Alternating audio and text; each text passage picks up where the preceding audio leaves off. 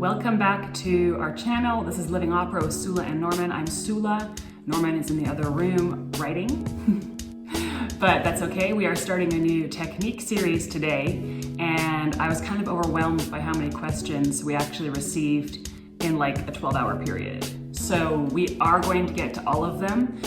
I wanted to start with the foundation. Now, we already have a technique series. You guys can go back and watch that. I will also link it in the description. I will link it in Instagram. But every singer knows that singing is built on the breath.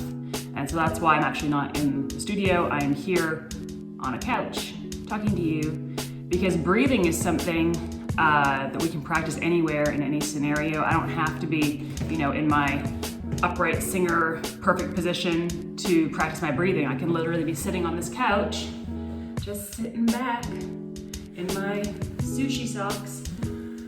Yeah, those weren't opening night gift. Practicing my breathing. Breathing has to do with the flow of air, air pressure, all right? So if I'm thinking about warming up my voice, this is a breathing exercise I do before I warm up every time. I am thinking about the flow of air. That is your main objective when you're gonna sing. You don't want to use too little and basically choke yourself and get your voice all constricted, but you also don't want to use too much and sort of blow your cords apart or get this locked and rigid. So we need to experiment, and that's part of what takes so long when we are learning how to sing, because singing is also, I've got a lot of junk, like the air in Turin kind of messed up my sinuses, and I was under the weather over the weekend, so almost totally better, yes. So basically the airflow is sort of counterintuitive when we're singing. You need to understand that because, and we'll get into this because we had a request to make a video about how to sing high and piano, which is not my favorite thing to do. Norman has like literally a natural gift to do that, which is super annoying. I had to just really work and also understand that piano is relative depending on your voice. One of the difficulties, just let me go on a tangent for a second. One of the difficulties when you have a larger instrument is you have to learn that piano is relative, but because we practice in rooms about this size, okay, it just doesn't sound piano, but it will be piano on the stage. And so this is something, depending on who you're working with, your coach, or even if you're playing back your own recording on your phone, it's like, oh, that didn't sound like it was piano enough, but then in the house, it definitely will be. So anyway, Lord have mercy. Crud. Who can relate? If you can relate, just write in the comments. Oh, by the way, if you haven't subscribed to our channel, please subscribe. We will explain, if you guys don't already know why people always ask you to subscribe, we'll make a video about YouTube and explain to you why, okay? But for now, just press subscribe. Okay, sorry, getting into it. Airflow. So when I'm gonna warm up, I always do 2 exercises first, breathing exercises, before I even let one note come out, okay? And it's reminding me to think, intake the air, and build a foundation for my sound. Think, intake, foundation. All right? 90% of singing happens here before it ever happens here. If it's not happening here, it won't happen here, right? I command my voice to do what I want using my brain. Okay, so actually, in one sense, there is no such thing as a stupid great singer, okay? Just putting that up there, all right? All of you who've had contact with tenors might disagree, but I am telling you, that is not possible. You have to be able to think well to sing well, okay? So, the first thing is just the basic airflow regulation. I intake my air. Now, first of all, when I'm thinking about intaking, I'm thinking about the 5th rib. All right, if you don't know where your 5th rib is, it's basically like where your top of your bra is, all right? You gotta find that thing. If you don't know where it is, you probably don't know where to track your breathing in your apparatus. So everybody I know if you don't wear a bra, that's probably confusing. It's like a few centimeters under your armpit for guys, okay? So it's here. I just wanna feel that. I wanna feel where that is.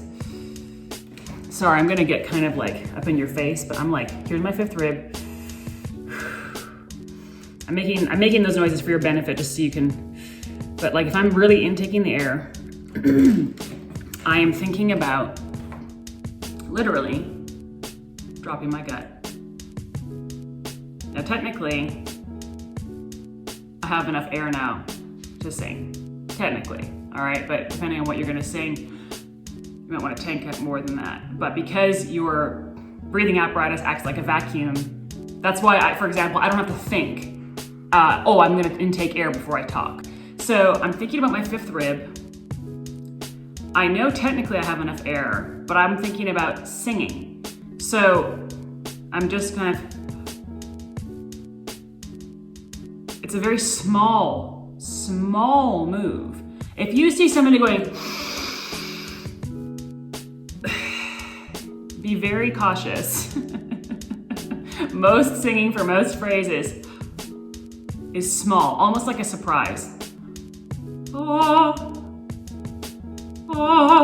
I don't need more air. Now that's not a huge projected sound, but the principle is the same. I don't need to go, no, I don't need to do that.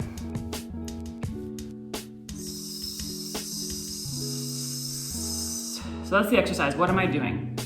I'm thinking the vowel E, so it's like E, tongue. I'm thinking the vowel E. I am thinking about my fifth rib. I'm making an ooh shape with my lips, partly because it helps me to regulate the airflow. You don't have to do that. And if it causes you tension, don't do it. But I do this.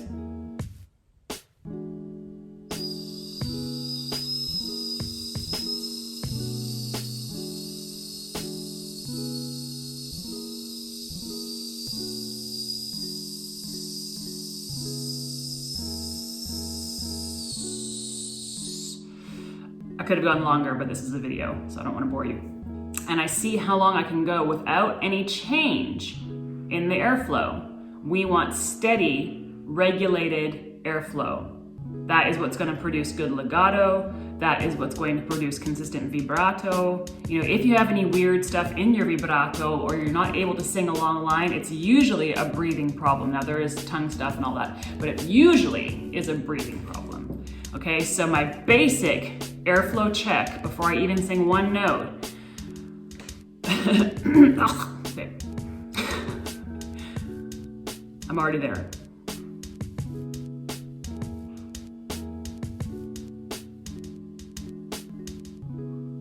Do it with me. And one of the reasons why you don't want to take a huge inhale there is because it actually, when your vocal cords, if you haven't seen what your vocal cords look like, and you don't know what vocal cords look like, and you don't know where they are here. They run like this, not like this, okay? And when you take air in, they actually go boop, boop, boop, boop. They open and close for every single human being on the face of the planet. They're together, boop, boop. I don't bang them together, I don't force them together. And you'll hear a lot of singers doing that. It's very exhausting and it's not healthy. It's not good for your cords to do that boop, boop, with the air. Boop, boop. All right? So this is why you want to be very calculated with how you breathe and as best you can planning your breaths even in your arias, because you don't want to be gasping, you don't want to be making huge audible noises. And we all, depending on what we're doing, we all do that from time to time. But your intention should be this very calculated breath and the airflow. You just sing. Sorry, that didn't make a lot of sense. Okay. The other kind of breath I check before I make any sound is a crescendo, decrescendo. Okay. And again, this is all airflow. This is all me thinking I want to make a crescendo, decrescendo, and then telling my body to do it. It's a coordination issue. All technique is a coordination issue, right? So again, I locate the fifth rib. Fifth rib. I think I want to make crescendo, decrescendo. I want you literally to think that. I do not want you to pick up music and just be like, do, re, so. No, you need a plan, all right? So I want to make a decrescendo, I need to think about, or decrescendo, I need to think about how much air I need, maybe a little bit more than just the basic onset for a basic airflow. So maybe a little bit more, but still not. We never want to see, and we never want to see this upward motion. We want to see same position, same E vowel, same U here.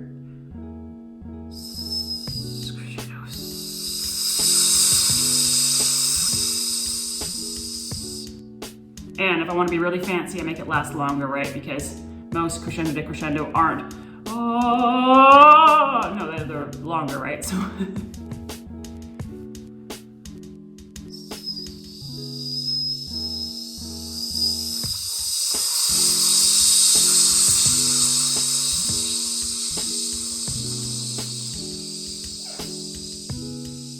Okay, I feel a little bit out of shape.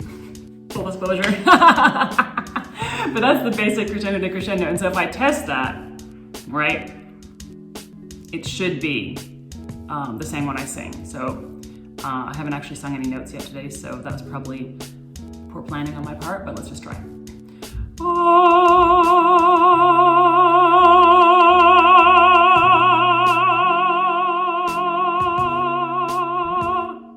Hopefully there was no wonkiness in the vibrato. Hopefully it was even, you know, and I was just thinking about this apparatus. One more thing I want to say about the breathing is you have your intake, you have your onset, you have the flow, right? The other thing that we do, we talk about appoggio, which is, somebody asked me what is appoggio, what is sostegno?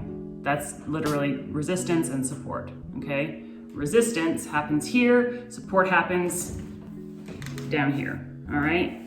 And ladies, it happens all the way down there, all right? You will, it's probably another video for another time.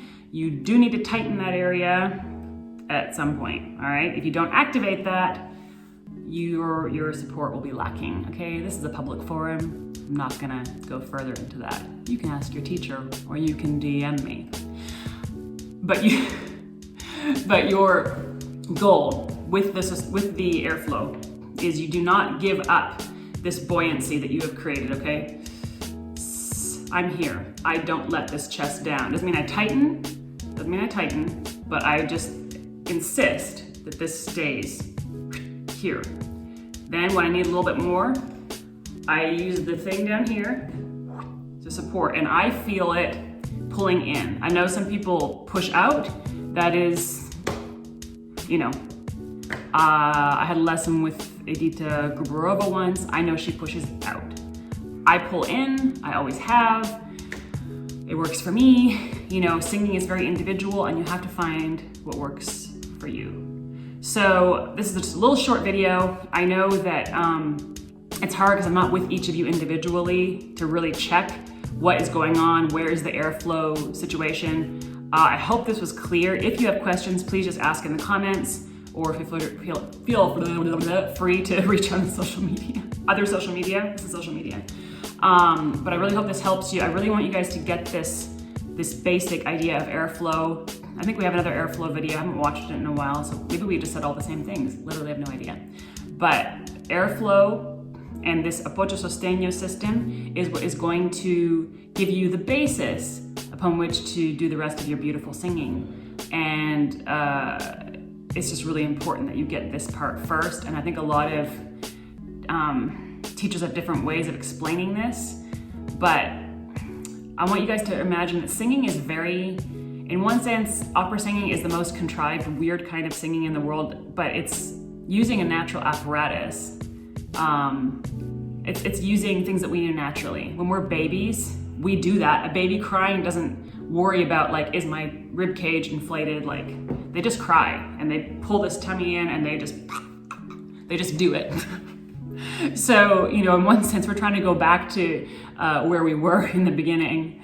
And that's why it can take a lot of time, because we are trying to go back to something natural to do something really artificial. And it's a total mind tease. So, you know, if today you're feeling really frustrated with your technical journey, you know, just take a step back, breathe, And just remember that this is a process, and singing is about, learning how to sing, but it's also learning about yourself. A lot of singers suffer with control issues, I know I did and I do sometimes, but we have to learn to understand that we can't control every aspect of this career, of this life. The best we can do is try to learn how to control our technique, but this means we have to have the right information at the right time and then the right mindset through which to filter it. So this is what we're trying to build here with you guys, with the right info, with the right mindset. I hope that you enjoy this technique series. I really hope it helps you. If you haven't subscribed, please subscribe. Write us on our blog, www.livingopera.org, if you have a more detailed question, or on Instagram, of course, you can reach us. And I feel like, we have a Facebook page, same name, same stuff. We're just having a lot of fun growing this project and connecting with people all over the world and accompanying you on your singing journey. And the best part for us is it gives us something really fulfilling to do on those sort of off days and the gaps in our calendar, and also even just when we're performing, because let's be honest, I need to fill those 8 hours before I sing, and this is really fulfilling to just know that we are inputting into your lives, because this is one of the things that was hardest on me when I started freelancing, was realizing, man, I'm cut off from my family and friends, physically speaking, and I feel like I'm not making any impact in the lives of others apart from when I'm on stage. And so that was a very hard time. But through this project, I get to do that. At least I feel like I get to do that. So it's just really awesome. So anyway, guys, I hope this helped you. Also, by the way, I did buy that little key necklace that those of you on Instagram saw. I got it in Turin at the antique store. So yay! I like it. I think it's super cute. Yay! All right, guys, we'll catch up with you later. Hope this helped. Thanks. Whenever I play back the videos, I'm like, oh shit, I should have mentioned why this, why that. So I just wanted to add one more thing. The reason I think of an E tongue when I'm doing that exercise is because I want the hump of the tongue raised. I'm thinking E right now. Hump of my tongue is up. E. Because you want to always get that hump nice and high. I am of the school of tongue retraction. We can talk about that, or even fight about that if you want. But tongue retraction only works if the hump of the tongue is high. Okay, so just wanted to throw that in there so you all aren't confused. Okay, bye.